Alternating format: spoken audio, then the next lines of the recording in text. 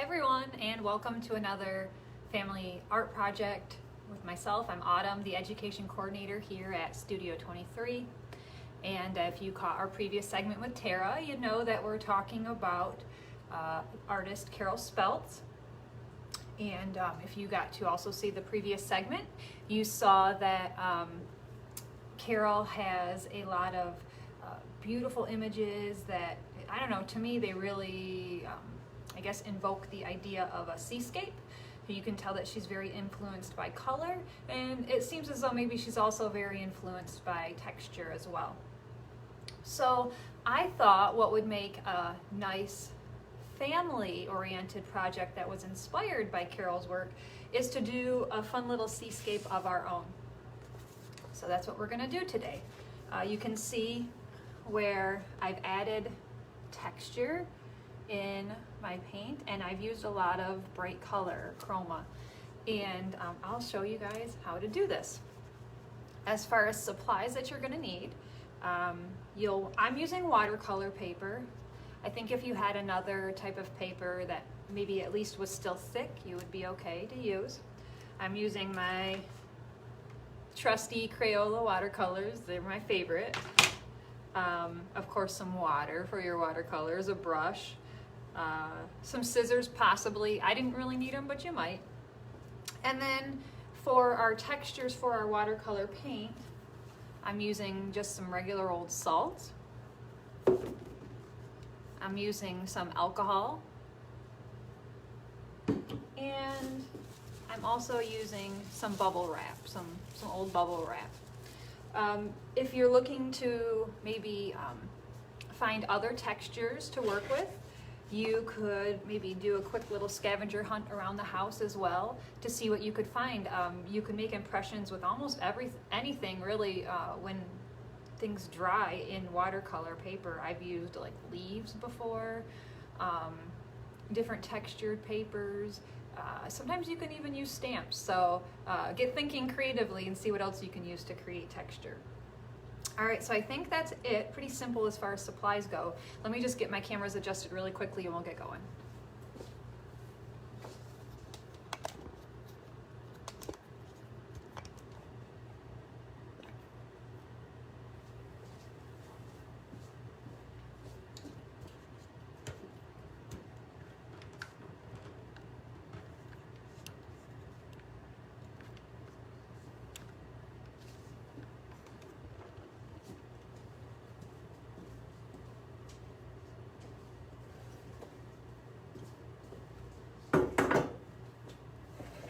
That's not quite good. Let's try that again.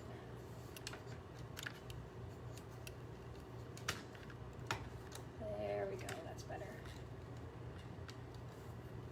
All right.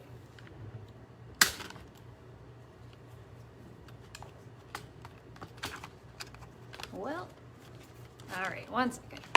Technical difficulties.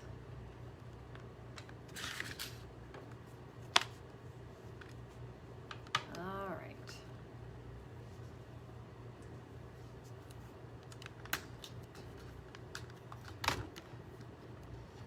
There we go. Let's try that. All right. Sorry about that, guys. Technical difficulties. All right. So here's my piece that I'm working from, right here. I'll put it right here. So what I'm going to do is I'm going to start with my background, and you can see my background. I used a lot of yellows, oranges, and reds. I did that on purpose because I figured it would be nice to have these orange sunset colors as opposed to our cool colors of the ocean down here.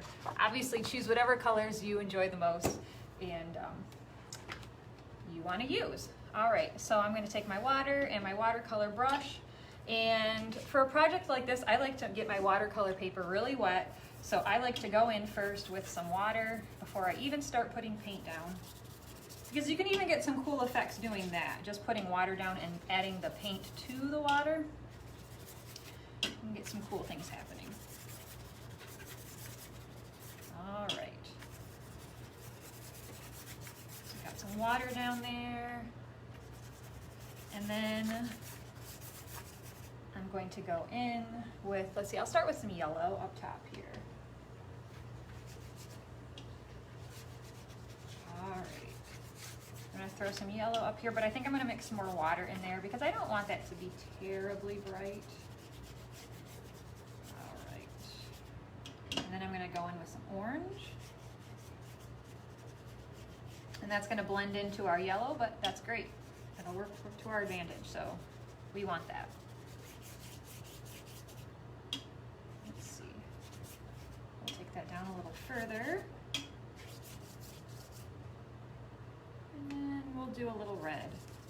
Ooh, that's bright. All right, I love it. It's bright, but it's nice, and it reminds me of Carol's work. She has so much beautiful, bright colors in her work. It makes me so happy. I love to look at it. All right. So now that I've got some background color going on here, I want to add some texture to it. And I think for this part of the background, I'm going to do that by throwing down some salt. And you can sprinkle it or however you want to do it. I'm kind of just going to dump it on and go for it because I think it'll do some cool things. All right. And then I'll set that over here, let it dry a little bit. And we'll move on to the parts of the ocean down here, our waves and everything else. And how I did that is I really just decided like I was gonna do different cool colors,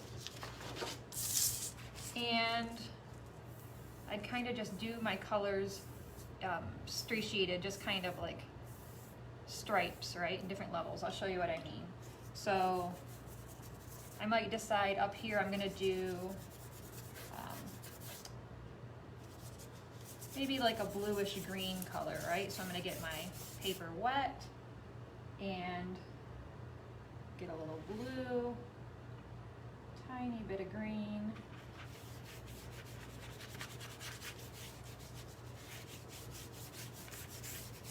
And once I have that layer down, I might say, okay, I like the look of that. Now I'm gonna make some texture. So for this texture, I might use some alcohol. And you can see already with the alcohol, it's already doing some interesting things. So it's kind of an experiment, right? Something to play around with. And then I might go in and do another layer of color.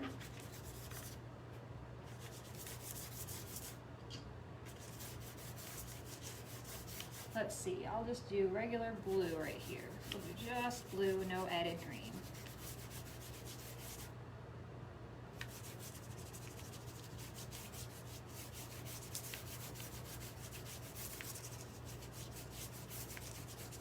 And I could go in again and I could add my salt, or I could even take some pieces of this bubble wrap, and if I push it with the bubble side down and I let it dry, it'll create some nice texture and pattern on my watercolor.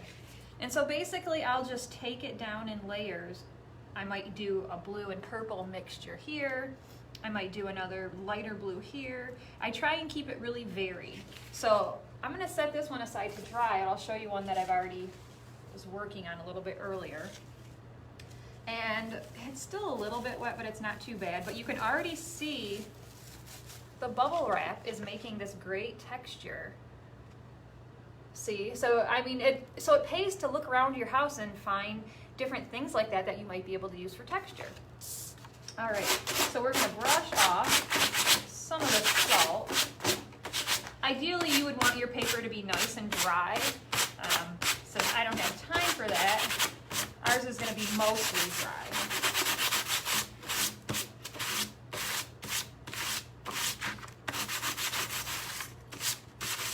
All right, so it's mostly dry. I have most of my salt off, and you can see how I have these layers of different color, right? And what I'm gonna do is I'm just gonna tear it straight down. And let's see, I'll start right here. And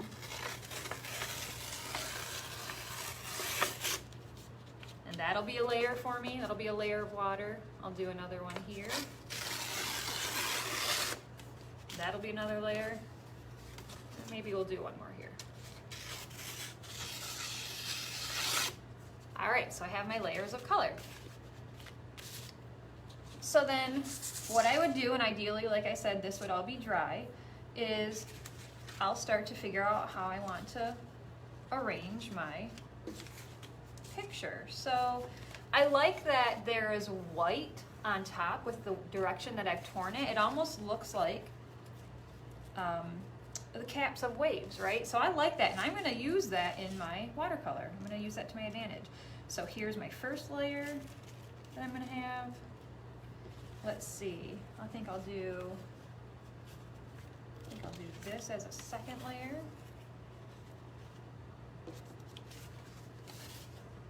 This one for a third layer. And again, I'm going to take advantage of that white on top. And then I'll even keep that nice clean edge down on the bottom. So then ideally what you're going to do is you're going to glue it down, trim up the sides if you want. That's where your scissors would come into play, right? And then from there, once it's all done and glued, you know, if you want, add a little extra detail. I went and I added just a silhouette of a little boat. You could really add anything you wanted. You could personalize it. You could add a mermaid. I mean, you could really do anything with it. So this is my textured watercolor painting inspired by the artwork of Carol Speltz. I hope you give this a try this weekend if you got some extra time, and if you do, we would absolutely love to see it. Please share it with us on our social media or our website. And that's it for me today. Up next is Val, and she's got a great project for you. And otherwise, we'll see you guys next week, and I hope you have a fantastic day and a fantastic Easter too. Bye.